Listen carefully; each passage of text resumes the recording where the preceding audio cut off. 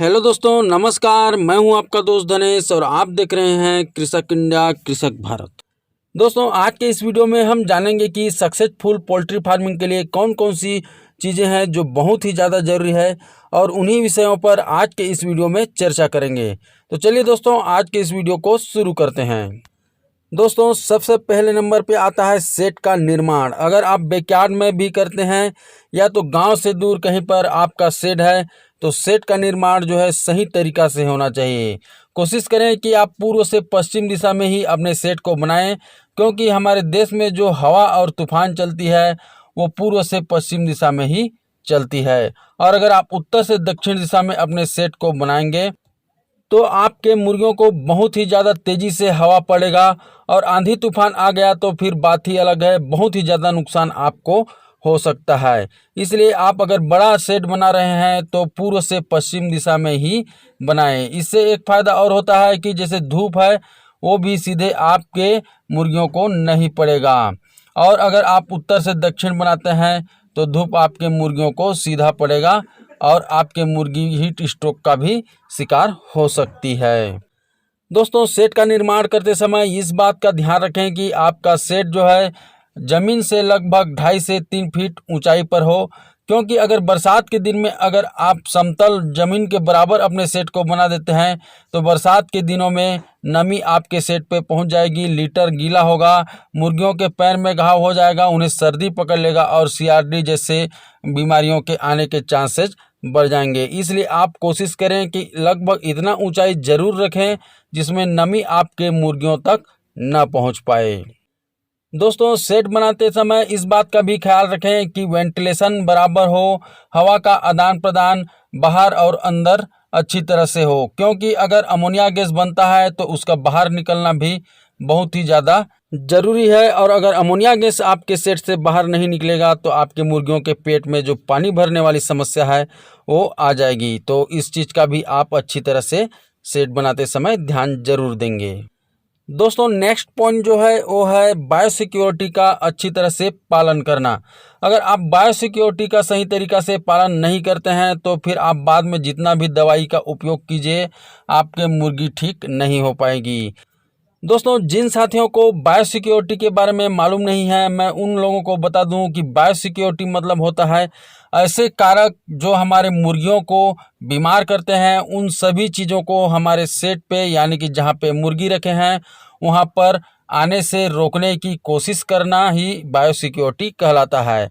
और बायोसिक्योरिटी आपके सेट पर जो गेट होता है वहां से चालू हो जाता है। यानी कि जैसे हमारे यहाँ कोई मुर्गी लेने के लिए आ रहा है, मान लिया जाए पिकअप 407 या ट्रक कुछ भी चीज़ में आ रहा है, तो उसके जो पहिए होते हैं वहाँ से हमें दवाई का छिड़काव करना होता है।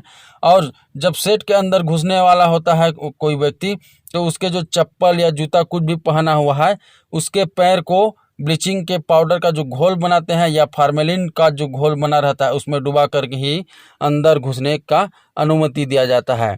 तो ऐसे बायोसिक्योरिटी का पालन हमें करते रहना है, और समय समय पर दवाई का छिड़काव हमारे सेट पे और सेट के बाहर करते रहना चाहिए। दोस्तों, अगला जो पॉइंट है वो है ब्रीड का चुनाव।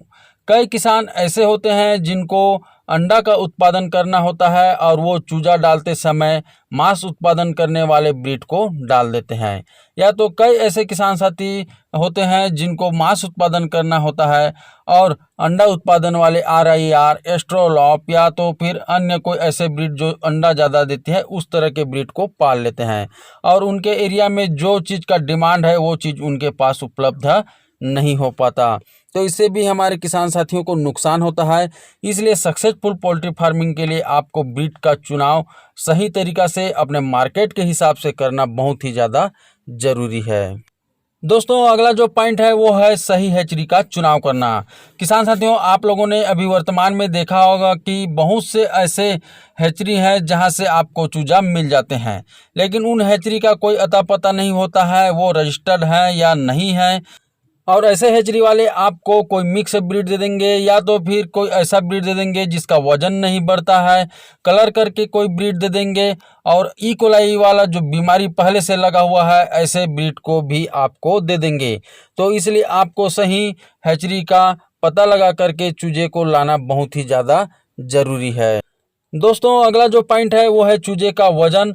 और बहुत से किसान साथी ऐसे हैं जो हैचरी से चूजा लाते समय उसका वजन नहीं करते हैं। दोस्तों जैसे कि आप लोगों को मालूम होगा, एक चूजे का जो वजन है वो 35 से 40 ग्राम होना चाहिए, लेकिन वही हमें 20 से 25 ग्राम का चूजा अगर मिल जाता है तो हम उसको जितना भी दाना खिलाएं, जितना भी दवाई पिलाएं, उसका वजन उसके सेल होते तक नहीं बढ़ पाता है। तो इससे जो है हमें बहुत ज़्यादा नुकसान होता है।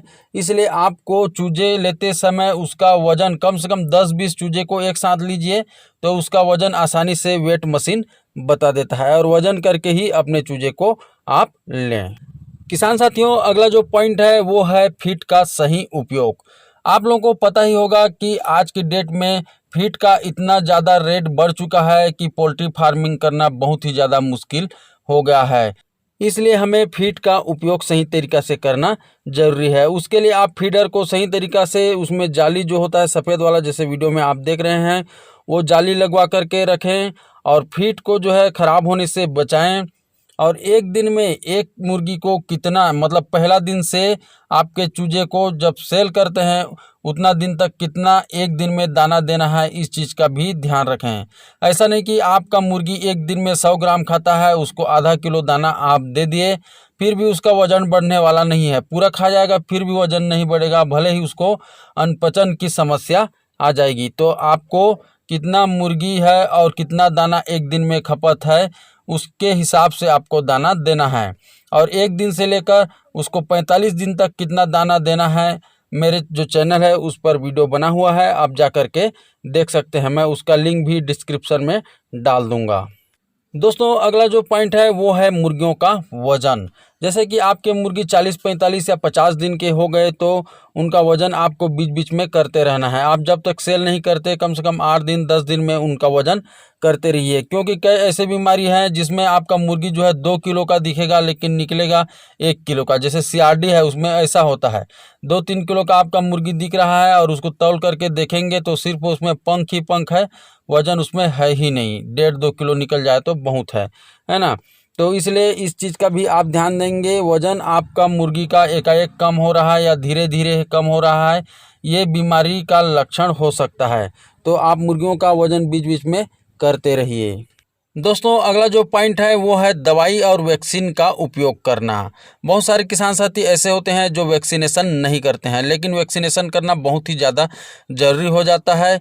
क्योंकि अगर वैक्सीनेशन नहीं करते हैं और वैक्सीनेशन न करने के कारण जो बीमारी होता है, जैसे कि आपका रानीखेत हो गया, गम्बोरो हो गया, ये बीमारी जब आ जाते हैं तो पूरे मुर्गी जितने हैं पूरे शेड में सभी को समाप्त कर देते हैं। और नहीं आया तो फिर तो कोई बात नहीं, लेकिन आ गया उस स्थिति के लिए आपको तैयार रहना है और आपको वैक्सीनेशन ज़रूर करना है।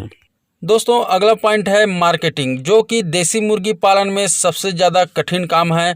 आप मुर्गी को आसानी से पाल सकते हैं, बड़ा कर सकते हैं, लेकिन उसको सेल करना बहुत ही ज़्यादा कठिन होता है। इसलिए आप सक्सेसफुल अगर पोल्ट्री फार्मिंग करना चाहते हैं, एक सक्सेसफुल फार्मर बनना चाहते हैं, तो आप मुर्गी पालने से पहले एक बार मार्केट ज़रूर घूमिए और पता लगाइए कि आपके एरिया में किस ब्रीड का ज़्यादा डिमांड है, और उस हिसाब से ही चूजे का चयन कीजिए।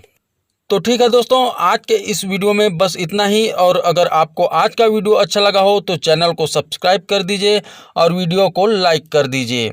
और अगर अच्छा ना लगा हो तो आप वीडियो को डिसलाइक भी कर सकते हैं। तो ठीक है, मिलते हैं फिर एक नए वीडियो के साथ। तब तक के लिए जय हिंद, जय भारत।